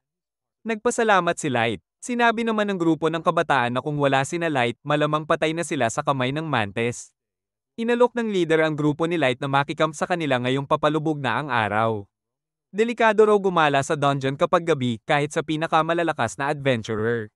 Bukod pa doon, sabik na sabik si Maya na makausap si Light tungkol sa mga magic na nakita niya. Tinanggap ni Light ang imbitasyon at sabay-sabay silang nagkampo at naghapunan. Habang kumakain, sunod-sunod ang tanong ni Maya kay Light. Nang komentuhan ni Light na magaling din siyang mage, mabilis itong tumanggi. Hindi raw niya kaya ang normal combat class magic, lalo na ang paggawa nito ng walang incantation.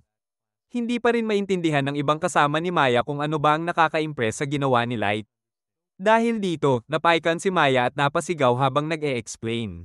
Sabi niya, may tatlong advanced class ng Mahika, combat class magic tulad ng Fire Arrow para sa pag-atake sa isang target. Tactical class magic tulad ng Firewall na ginamit ni Light kanina na kayang tamaan ang malawak na area.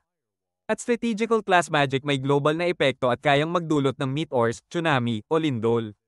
Pero kailangan nito ng maraming high-class, extremely talented mages para gumana. Ipinaliwanag pa ni Maya na ang paggamit ng advanced class magic ay normal lamang para sa mga lahi tulad ng elves, dragons, at beast people. Pero para sa mga tao, karaniwan ay kulang sila sa mana para magamit ang ganitong klaseng mahika ng maayos. Kaya ang simpleng katotohanang nagagawa ito ni Light ay isang malaking bagay na. At mas nakakamangha pa dahil nagagawa niya ito ng walang anumang incantation, isang gawaing halos pang legend na. Sumang-ayon sina Gold at Nem kay Maya, sinasabing mukhang alam na alam nito ang mga pinagsasabi niya. Sinabi naman ng batang leader na kapatid niya si Maya at mahusay din talaga ito sa mahika. Dahil doon ay natanggap siya sa Dock High School of Magic.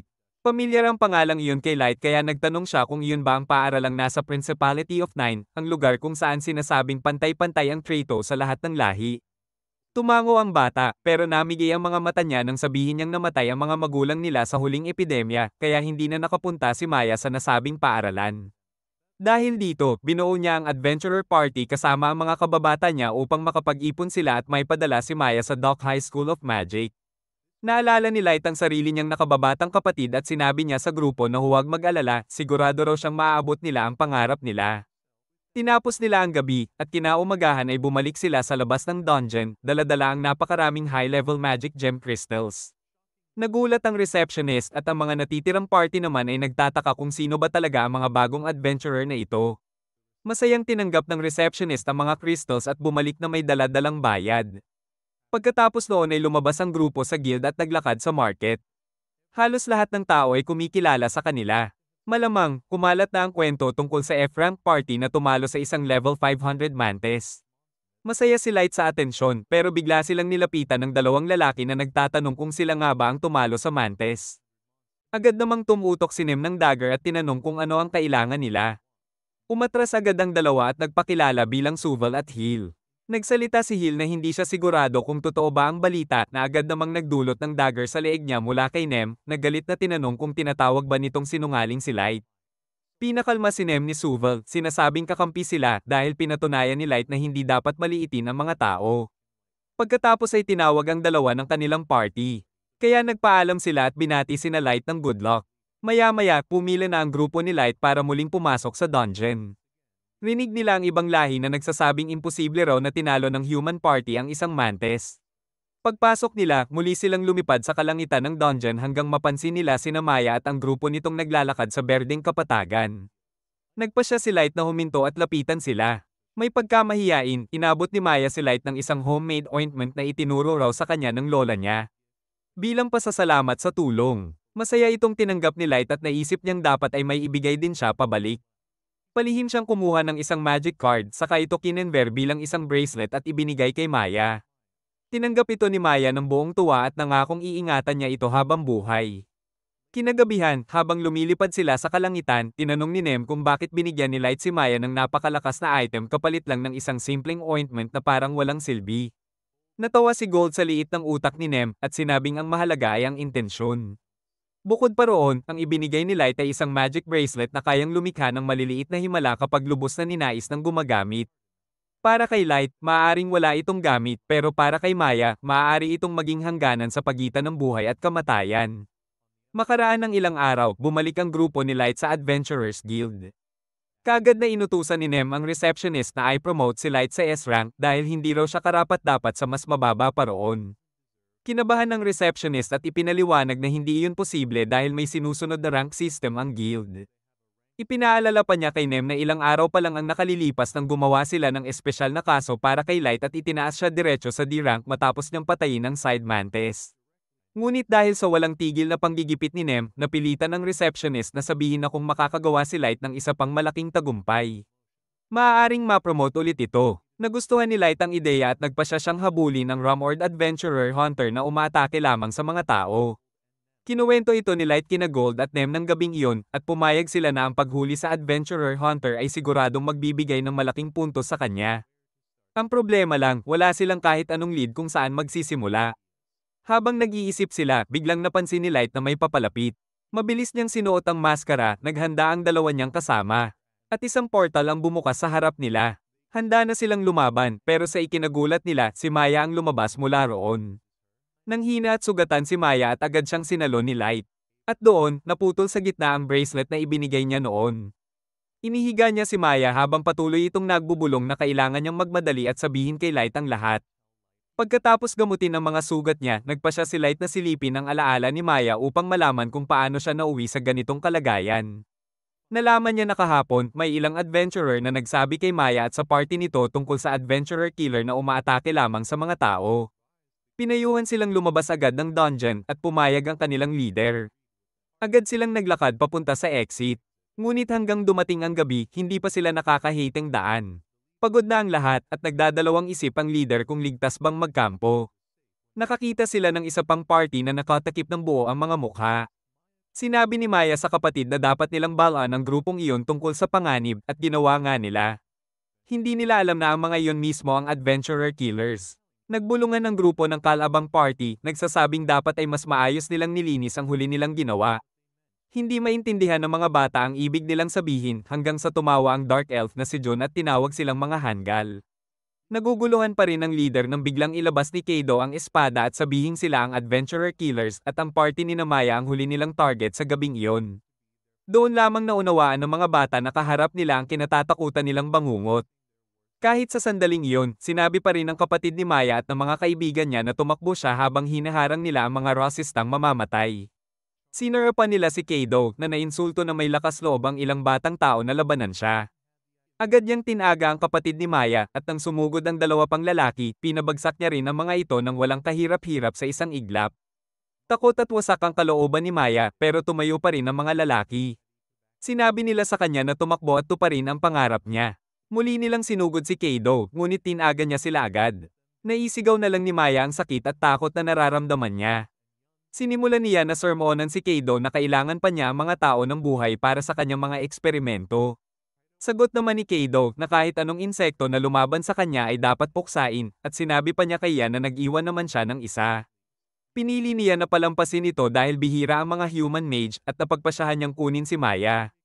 Pero gusto muna ni Keido na paglaruan siya. Sinabihan siya ni John na bahala siya at umalis na, kaya lalo lang natakot si Maya.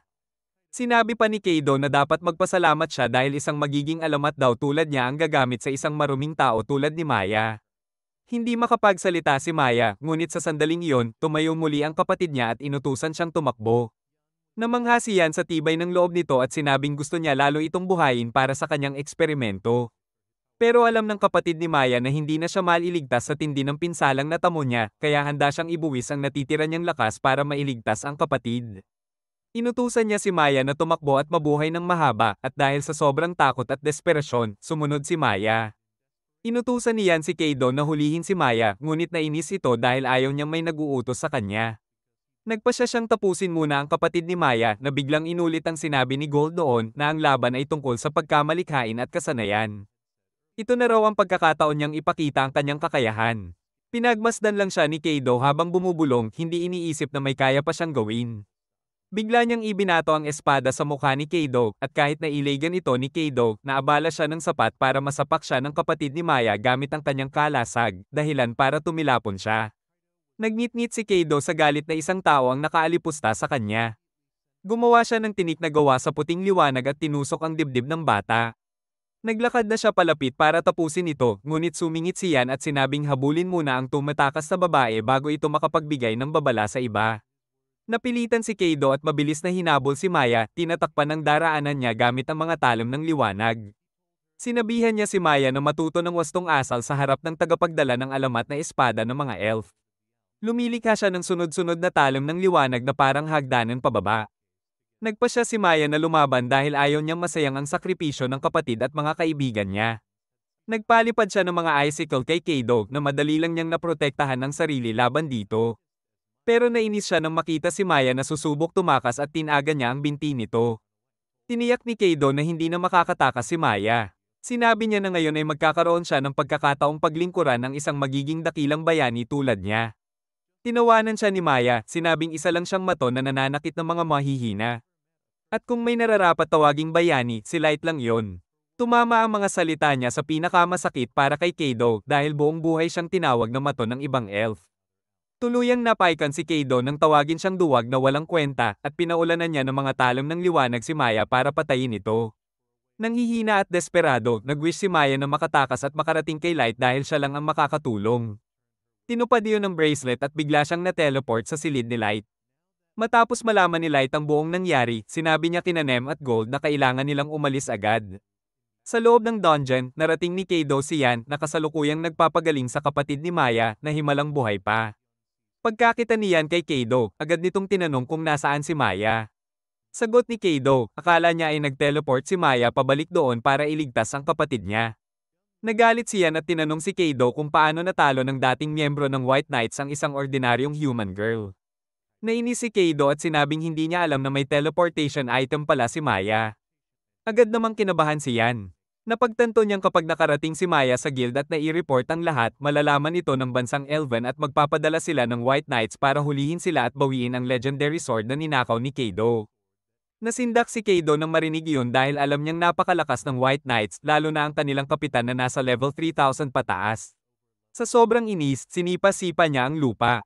Pero sinabi niya na hindi pa huli ang lahat, kung matapos niya ang kanyang pananaliksik, maaaring malampasan ni Keido ang kanyang level cap at maging mas malakas pa kaysa sa kapitan ng White Knights. Nagkaroon ng pag-asa si Keido at sinabi niya na kailangan nilang maghanap ng ligtas na lugar para simulan ang kanyang research. Ngunit biglang dumating si Light, sinabing hindi sila makakaalis kahit saan. Nakilala siya ng mga elf mula sa engkwentro nila noon at nagtataka sila kung paano siya nakalapit nang hindi nila namamalayan. Hindi muna sila pinansin ni Light. Inuna niyang patahimikin ang dalawang batang lalaki at agad namang dinala ni Gold ang sugatang leader sa kanya at sinabi na napakasama ng pagkakapagpagaling sa kanya. Nagulat ang dalawang elf nang makitang naialis ni Light ang bata mula mismo sa tabi nila nang hindi nila napansin. Mabilis na pinagaling ni Light ang leader at sinabing hindi karapat-dapat maranasan ng mga bata ang ganitong sinapit. Namuhay silang tapat at ang tanging hangarin ay makaipon para maipasok si Maya sa Magic Academy. Pero huli na. Iniisip ni Light na kung normal ang takbo ng buhay, posibleng naging magkakaibigan pa sila. Galit siya dahil nawala iyon dahil sa mga elf. Nangako siyang paparusahan niya sila. Sinubukan niya na iligtas ang sitwasyon, sinasabing hindi sila kriminal at sila pa ang nagpagaling sa bata nang matagpuan nila itong sugatan. Pero sinabi ni Light na nakarating si Maya sa kanya at alam na niya ang buong katotohanan. Nagpanik ang dalawang elf pero sinabi ni Light na hindi pa niya sinasabi sa guild ang nangyari. Natawa bigla si Kaido at sinabi niyang napakaswerte niya dahil ang kailangan na lang niyang gawin ay patayin si Light para walang sino man ang makaalam sa nangyari. Nagngit-ngit si Light nang marinig iyon at sinabi niyang hindi niya hahayaan ang guild na hulihin ng mga elf dahil sila ang kanyang magiging biktima. Pinalabas niya ang nakamamatay na presensya niya at binalaan ng dalawang elf na paglalaslasin niya ang mga ito gamit ang sariling mga kamay. Sinabihan niya sina Nem at Gold na huwag makialam at agad naman nilang sinunod ang utos niya. Nainis si Kaido sa tiwalang ipinapakita nito at agad siyang tumalon upang umatake. Inihampas niya ang espada niya gamit ang buong lakas, ngunit madaling nasalo ni Light gamit ang staff. Nagulat si Kaido pero sunod-sunod pa rin siyang umatake at mulit-muli itong hinarang ni Light ng walang hirap. Habang hindi makapaniwala si Yan sa nasasaksihan niya, sina Gold at Nem ay nakitang sobrang hina ni Kaido dahil kahit galit niya ay hindi niya makontrol sa gitna ng laban. Nainis na rin si Light sa walang kwentang pagwawala ni Kaido. Pinara niya ang susunod nitong atake. Dahilan para mawala ito sa balanse at saka siya tinamaan ni Light sa dibdib. Humugot ito ng hangin dahil sa tindi ng tama. Tinukso pa siya ni Light, sinasabing mas mataas ang inaasahan niya sa isang tulad niya at lalo itong nagpagalit kay Kaido. Tumayo si Kaido muli at pinakawalan ng buong lakas ng kanyang legendary sword, nagpapadala ng mga talim ng liwanag papunta kay Light. Madaling naiwasan ni Light ang unang talim, subalit biglang lumitaw ang isang ice crystal sa lugar na tinamaan ng blade. Nabigla si Light at napagtantong ang mga magic blade ni Kaido ay may iba't ibang elemental enchantment. Habang umiiwas siya sa mga talim, napansin niyang hindi ganoon kalakas ang mga iyon upang makapinsala sa kanya kahit hindi siya umiwas. Biglang lumitaw si Kaido sa likod niya sa ere at inatake siyang muli ng buong lakas, ngunit walang hirap na naharang ni Light ang pag-atake. Hindi makapaniwala si Yan. Walang kahit sinong tao dapat ang kayang tumapat sa isang level 1,500 elf tulad ni Kaido, ngunit malinaw na mas malakas si Light. Nainis si Kaido at inaakusahan siyang isang swordsman na nagpapanggap bilang mage sa pamamagitan ng suot. Tinawag pa niya itong Mandaraya. Ngunit sagot ni Light, isa talaga siyang mage. Hindi siya pinaniwalaan ni Kaido, kaya lumikha si Light ng daan-daang ice sword sa langit nang walang kahit anong incantation. Natakot si Kaido at sa sobrang desperasyon, pinakawalan niya ang mas marami pang magic swords. Tumpak na tinapatan ni Light ang mga ito gamit ang mga ice swords. Hindi makapaniwala si Yan dahil nagagawa ni Light ang bagay na hindi kaya ng pinakamalalakas na elf mage. Patuloy na sumusugod si Kaido gamit ang magic swords, ngunit ginagamit ni Light ang mga ice sword at icicles bilang depensa para harangin ang lahat ng atake. Nagsisigaw si Kaido na mandaraya si Light dahil imposible umanong matalo ang banal na espada Grandies na ibinigay umano ng langit sa isang maestro noong unang panahon. Nagulat si Light at tinanong kung paano alam ni Kaido ang impormasyong iyon. Tumawa si Kaido at ipinagmamalaki na mayroon siyang dugo ng isang maestro. Tinatawag daw siyang sub-maestro. Pagkarinig nito, biglang nagbago ang plano ni Light. Unang pagkakataon niyon matapos ang mahabang panahon na may nakuha siyang impormasyon tungkol sa maestro. Sinabi niya kina Gold at Nem na nagbago na ang desisyon niya. Sa halip na patayin ng dalawang elf doon mismo, nais niya silang hulihin at dalhin pabalik sa abyss. Doon niya gagamitin ang lahat ng paraan upang makuha ang bawat piraso ng impormasyon mula sa kanila bago sila tuluyang pagdesisyonan. Hindi pa rin nauunawaan ni Kaido kung gaano kalayo ang agwat ng lakas nila ni Light. Tinawanan niya ito at sinabi na hindi raw nauunawaan ni Light na ang espada niya ay direkta umanong ibinibigay ng langit sa isang hinirang na bayani, at mula pa sa simula, ang mga bayani na tulad niya ay ganap na naiiba sa iba. Nagbitaw pa siya ng mga mapanglait na insulto tungkol sa lahi, sinasabing kahit ang mga genes nila ay magkaiba at mas mataas ang uri niya kaysa kay Light. Hindi ito pinansin ni Light. Humarap siya kina Gold at Nem at sinabi na siya ang bahala kay Kaido, samantalang ang dalawa ay dapat harapin si John at hulihin itong buhay. Agad na naghanda sina Nem at Gold, inilabas ang kanilang mga sandata. Kumpiyansa naman si Jun, sinasabing isa lamang siyang siyentista at hindi isang battle mage, ngunit kung iniisip nilang madali siyang pababagsakin, nagkakamali sila. Sa pagpitik ng kanyang daliri, lumabas mula sa dilim ang dalawang nakahod na nilalang at nagpakita ng tunay na anyo, mga nakakakilabot na halimaw na binuo mula sa pinagtagpi-tagping bahagi ng iba't ibang nilalang. Masiglang ipinaliwanag ni John na siya mismo ang lumikha ng mga Chimerang ito gamit ang mga bahagi ng tao, orc, at troll. Tanging ang problema lamang daw ay kailangan niya ng maraming tao para mapatatag ang mga ito. Dahil sa teknik na ito, kaya raw nitong gawing kasing snigla ng level 500 monster ang isang mababang uri na may level cap na 200. Nakita ni Light ang mukha ng isa sa mga halimaw at agad niyang nakilala ang adventurer na kumausap sa kanya noong umaga at bumati pa sa kanyang tagumpay. Nalungkot siya ng matindi ngunit wala na siyang magawa. Kaya inutusan niya sina Gold at Nem na tapusin agad ang paghihirap ng mga halimaw at siguraduhing hindi makatakas si June. Siya na raw ang bahala rito pagkatapos. Natawa si June at inutusan ng mga halimaw na umatake. Ngunit isang taga lamang mula kina Gold at Nem ang nagpabagsak sa mga ito. Ngumiti lang si June, sinasabing hindi ganoon kadaling mapuksa ang kanyang mga nilikha. At gaya ng sinabi niya, muling tumayo ang mga halimaw, handa para sa panibagong laban. Samantala, sumugod si Kaido at ginamit ang mahiwagang espada niya upang magpakawala ng mga talim ng liwanag kay Light. Madaling naiwasan iyon ni Light at umusag paatras habang dumarating ang susunod na sunod-sunod na putok.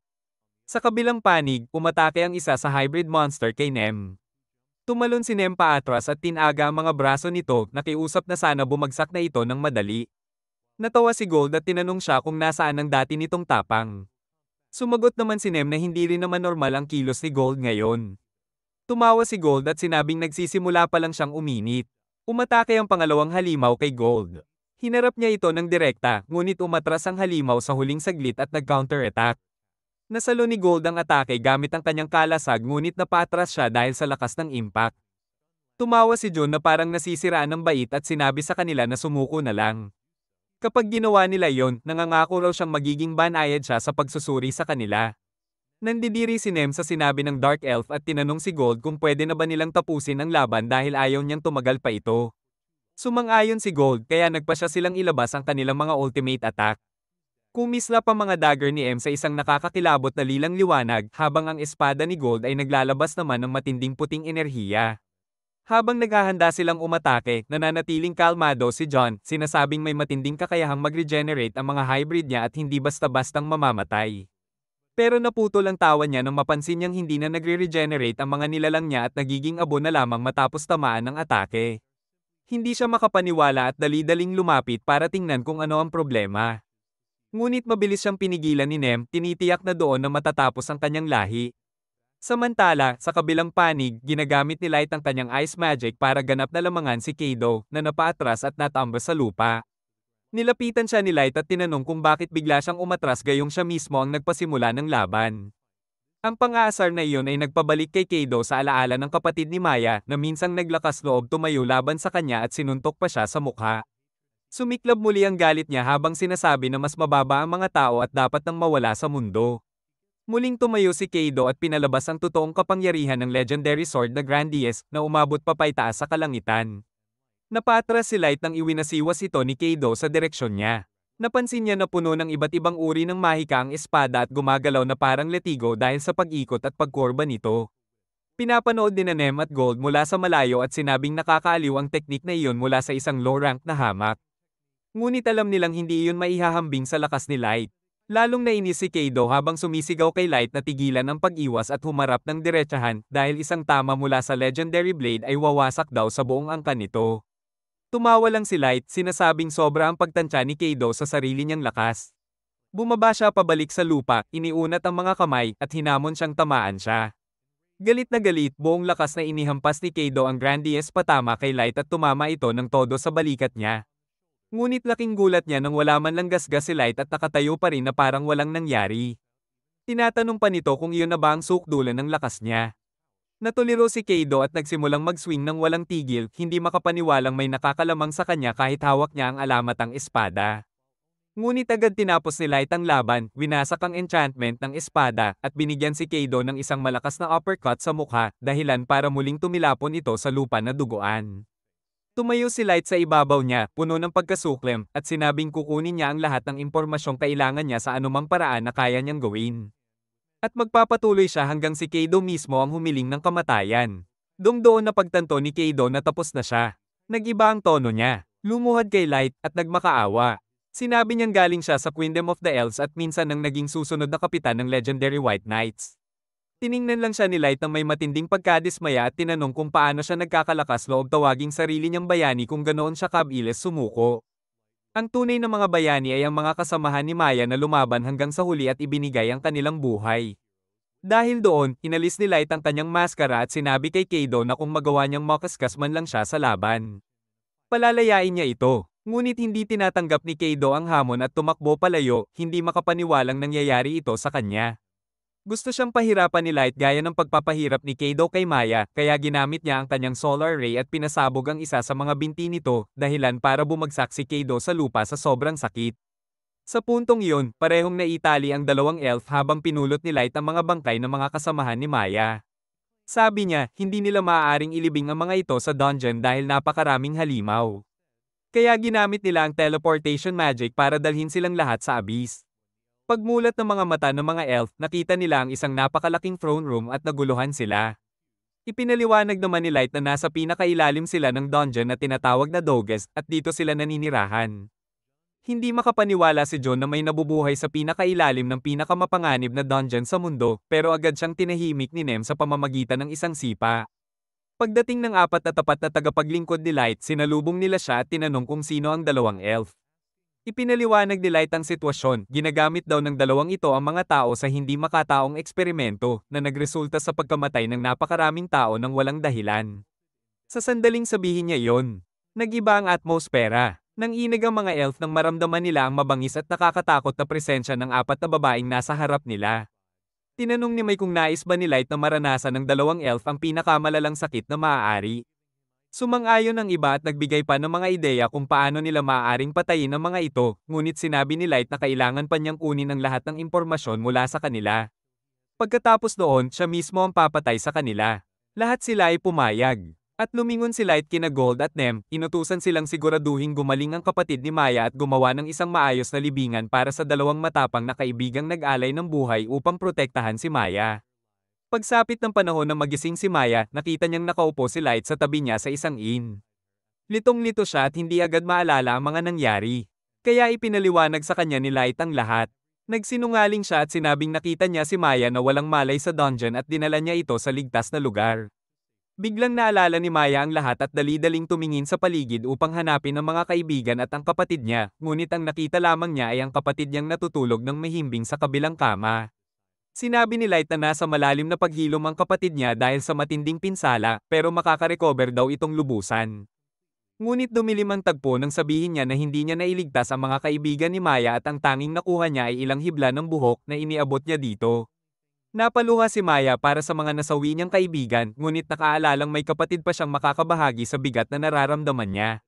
Kinabukasan, nagtungo sina Light at ang kanyang grupo sa front desk ng guild, kung saan inangat ng receptionist si Light sa rank C. Nalito si Light dahil nagsinungaling siya sa guild tungkol sa pagdakip sa mga elf at sinabi niyang nakatakas ang mga ito. Sinabi ng receptionist na sapat na ang impormasyon tungkol sa dalawang elf para ma-promote siya. Makalipas ang ilang sandali, nakipagkita muli sila kay Maya at sa kapatid nito na tila kalmado pa rin kahit nakahapon lang sila nawalan ng mga kaibigan sa marahas na pag-atake. Sinabi nilang titigil na sila bilang adventurer at uuwi na lang sa kanilang bayan. Nagulat si Light at nagtanong kung bakit hindi na lang sila bumuo ng bagong party. Sagot ni Maya, hindi na niya kayang mamuhay dala ang PTSD at kailangan na niyang malayo sa lugar na iyon. Dagdag ng kapatid niya, mali raw sa pakiramdam na magpatuloy sa isang party nang wala ang mga kababata nilang namatay, at higit pa doon, nais nilang ibalik ang anumang alaala o gamit ng kanilang mga kaibigan sa kanilang mga pamilya. And dahil dito, binati sila ni Light ng good luck at nangakong magkikita silang muli sa hinaharap. Pagkatapos ay inutusan niya sina Gold at Nem na bantayan ang lugar habang bumabalik siya sa abyss gamit ang teleportation. Pagdating niya, sinalubong agad siya ni May at Ellie na may dalang tsaa at makapal na talaan ng mga impormasyong nakuha nila mula sa dalawang elf. Ipinaliwanag ni Ellie na ang submaestro ay hindi iisang tao, sino mang may kaugnayan sa maestro at mabilis umangat ng level ay tinatawag na Somro. Dagdag pa ni May, lahat ng miyembro ng Wild Knights ay mga submaestro sa kani-kanilang antas at hindi naman espesyal si Kaido kumpara sa iba. Isiniwalat din niya na ayon sa dalawang elf, kung hindi matagpuan ang bagong maestro, mawawasak ang buong mundo. Naguluhan si Light dahil hindi niya maintindihan kung paano maaaring masira ang mundo dahil sa isang bagay na tila maliit. Ngunit malinaw na ang susunod nilang hakbang, kunin sa kustodiya ang mga White Knights para maimbestigahan. Tinanong niya si Ellie tungkol kina Kaido at John. Ipinakita agad ni Ellie ang Purgatory Realm kung saan patuloy silang tino-torture ng walang tigil. Sinabi ni Light na nagawa na nila ang kinakailangan, kaya ginamit niya ang isang espesyal na spell card upang patayin sila sa pinakamalupit na paraan. Pagkatapos noon, humarap siya kay Ellie at tinanong kung handa na ba silang simulan ang susunod na bahagi ng kanilang plano. Ngumiti si Ellie at sinabing handa na silang hulihin si Sasha, ang White Knight na Tomb Raider kay Light noon. Inisip ni Light ang magiging pakiramdam kapag nakita niyang nakikiusap si Sasha na huwag siyang patayin. At naghanda siyang isagawa ang plano.